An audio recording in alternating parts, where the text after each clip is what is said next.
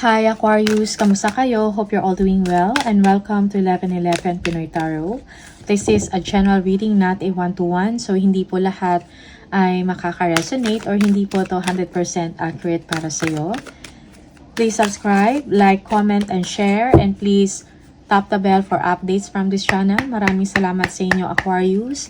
Tingnan natin kung ano mga paparating na energies and messages for you, mga gabay at mga blessings for Aquarius in the month of November 2024. Aquarius, November 2024, energies and messages. Oops. Merong release, no? So, in the month of November, parang may kailangan kayo i-let go. Okay? Mga toxic relationship, toxic situation, no? Yeah, or mga negative attachments, may kailangan talagang i-end so that you will be able to start something new. Okay? Yeah. Ending and new beginning para sa inyo. Okay?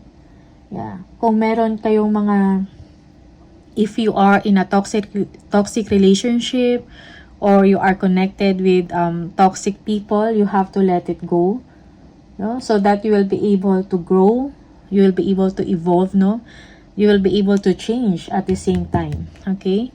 Yeah. Change for something good, no? Yeah. Tingnan natin. You have to let go also of the past, no? Kung meron kayong mga up to now, may bumabagabag pa rin sa isip ninyo, okay? Yung mga disappointments, okay? Or mga rejection, something like that na parang hindi mo na overcome. It's time for you to let it go. Okay? Yung iba sa inyo, there will be an ending of a relationship, no?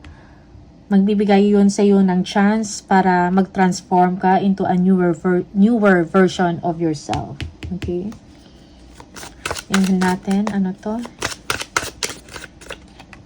Yeah, the Wheel of Fortune. So, yeah, may major change na mangyayari sa inyo. For some of you, this is travel. Okay. Parang, ito yung way ng universe, no? May kailangan kang i-end so that papasok sa inyo yung swerte. Okay? You have to unblock. You have to unblock yung swerte. Okay? Para makapasok. Okay?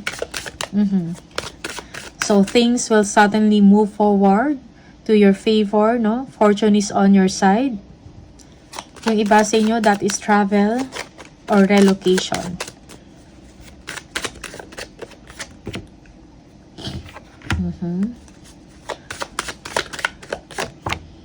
Okay. So, yeah. For some of you, you will be very busy. Okay? Or may kailangan kayong pagdidesisyonan, okay? Yung iba sa inyo, you will do multitasking. And then, you will be, yeah, yung iba sa inyo, this is temporary relocation, temporary trip or travel, okay? For some of you, para makapagpahinga, for some of you, because of this toxicity, okay? Yeah.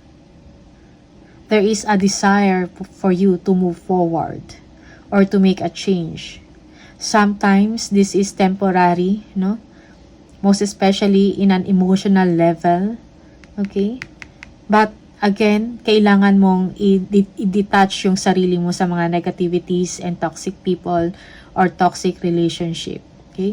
You will be moving forward and find something meaningful. Okay? Para sa sarili mo. Tingnan natin.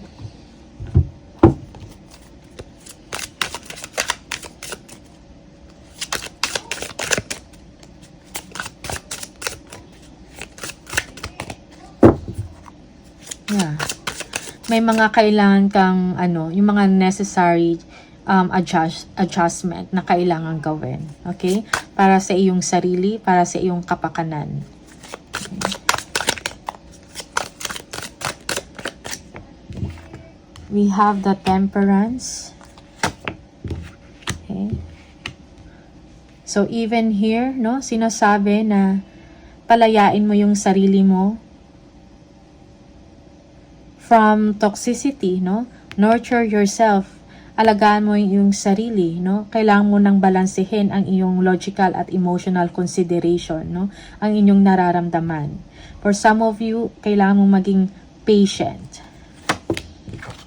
Yeah, for some of you, yes, there is invitation to travel. Okay? Yeah, so you need to take action. Huh?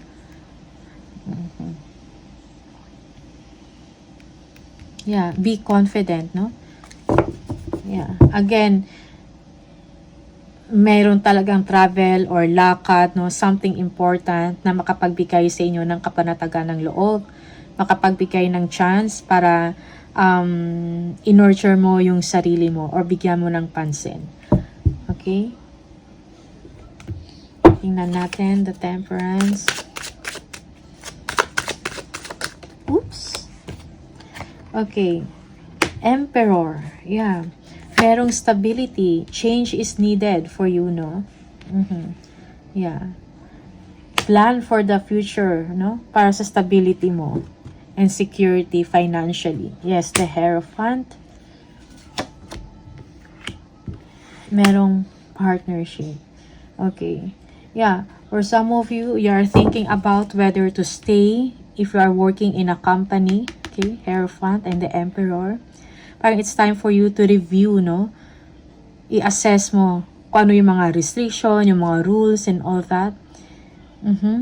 It's time also for you to make a decision whether to stay or make your own path, no?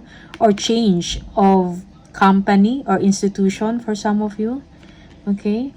Yeah, yung iba sa inyo, this is about marriage, you know? You feel good about your marriage or about your partnership.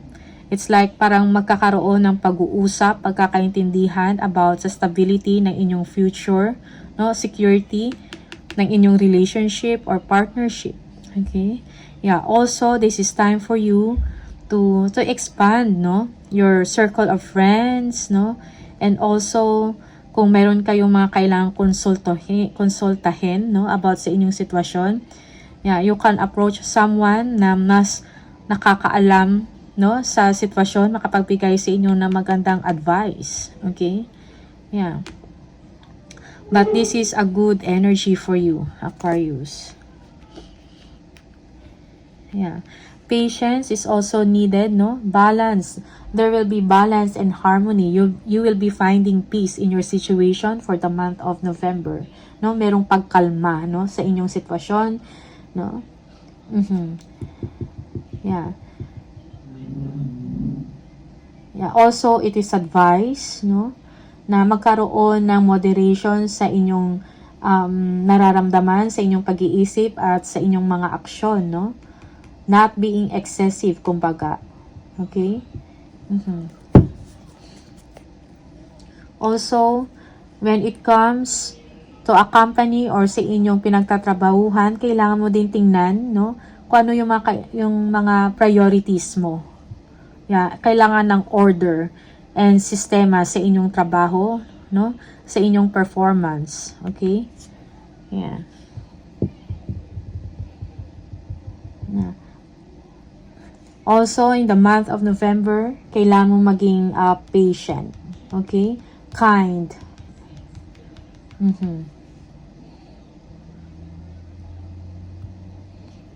And you need to master kung meron kayong mga anxieties, kung meron kayong problems like what I call this, yung mga strong emotions ninyo at saka yung parang bigla-bigla na lang kayong nagre-react, no? So, I think kailangan mo i-master ang inyong anxiety, ang inyong sarili, okay? Parang timplahin mo ang iyong emosyon. Okay? Huwag padalos-dalos also in taking action. Kailangan mo pag-isipan ng mabuti. Okay? Planning. The Emperor. Sug natin to.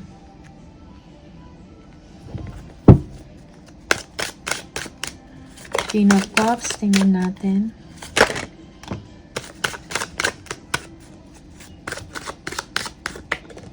Okay. Oh, lumabas ulit yung temperance. parang merong something exciting na chapter, no? Or adventure na mangyayari sa'yo in the month of November. Okay? You will be taking the risk. You will be taking the leap of faith to pursue kung ano yung gusto mong gawin. Okay? Para magkakaroon ka ng freedom, adventure, no? This is about yourself in the month of November. Temperance, be patient. Okay? Again, be patient. And the King of Swords, no? So, if there is something, no, maybe this is a boss, a leader, something like that, no? So, parang, para sa'yo, parang wala na akong pakialam dyan. Parang gagawin ko kung ano yung gusto kong gawin. So, for you, this is something na you do not let this person, no, na parang sirain yung araw mo.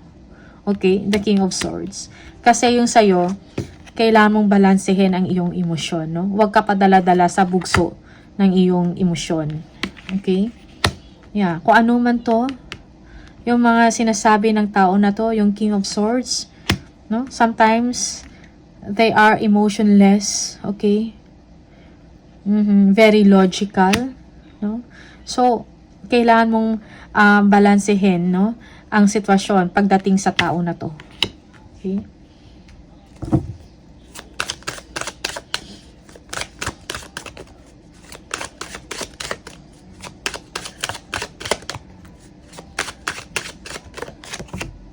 The Sun,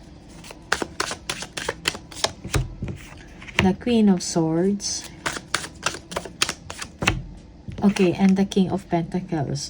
So, merong nag-aantay sa inyo na kasiyahan, okay?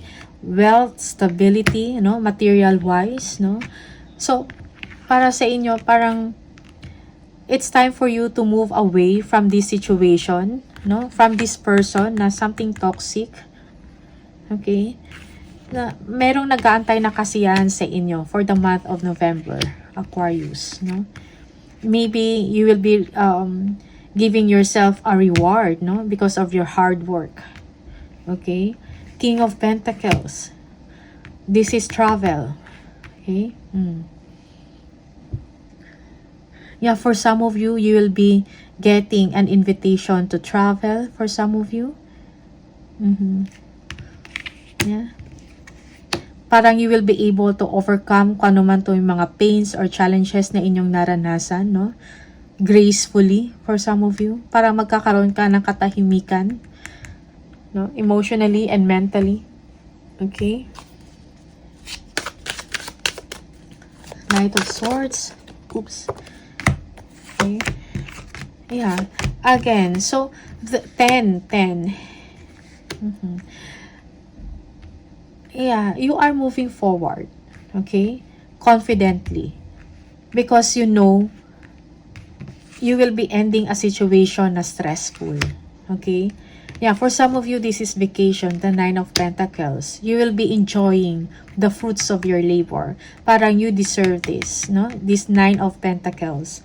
Yeah, ending, okay? Merong ending or katapusan dun sa mga difficulties or paghihirap, no, na inyong nararanasan. It may be sa work, no? Because of this Hierophant and the Emperor. Okay? Yeah. Merong ending, may new beginning para sa inyo, no? So you need to welcome the new. So yeah, meron talagang ending and new beginning para sa inyo in the month of November. Merong kasiyahan. Okay, for some of you, you have a baby, no? Or a child na nagbibigay sa inyo ng good feelings, okay? Yeah. Parang yung attention mo ngayon, yeah, you are letting go of the BS for some of you, or things that no longer serves you, no? Yeah, you will be focusing, no? Making time with the people na importante para sa inyo, okay? Yeah.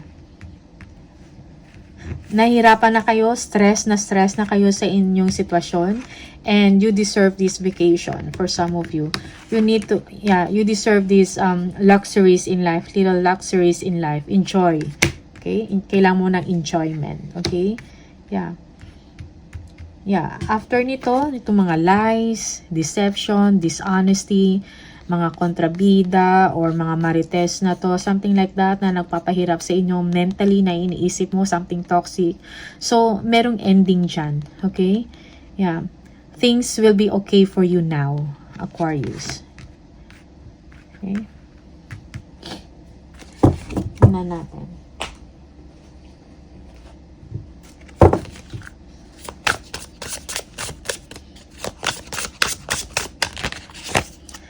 Merong authority. Take on the role of a leader and everyone will respect you. Be self-confident. So, be confident, no?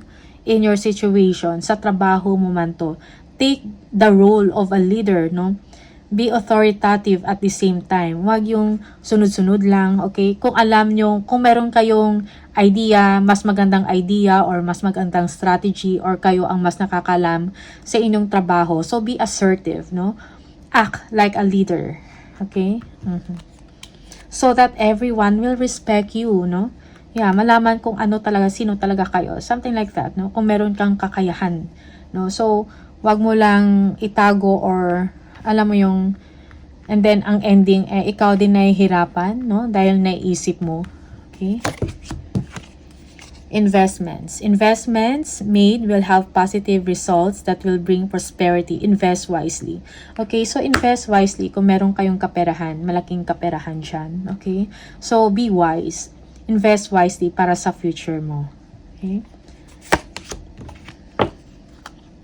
No?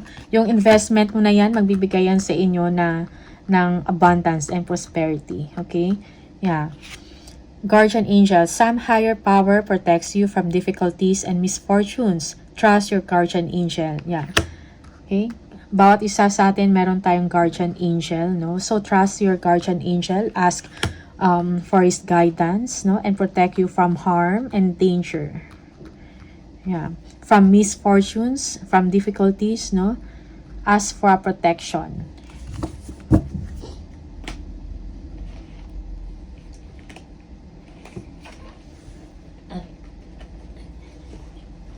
Na natin ano pa for Aquarius.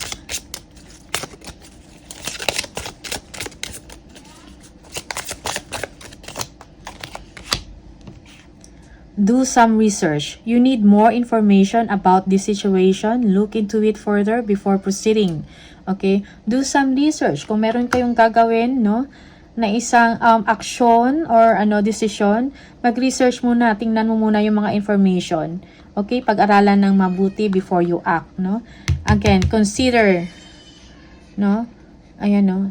Carefully consider before you act. Okay? Merong dietary change. Improve your diet and your life will also improve, no? So, I think diet is also needed. Vegetarian, a new way of eating gives you more energy, greater health, clarity, and stronger manifestation abilities. Okay? And the last,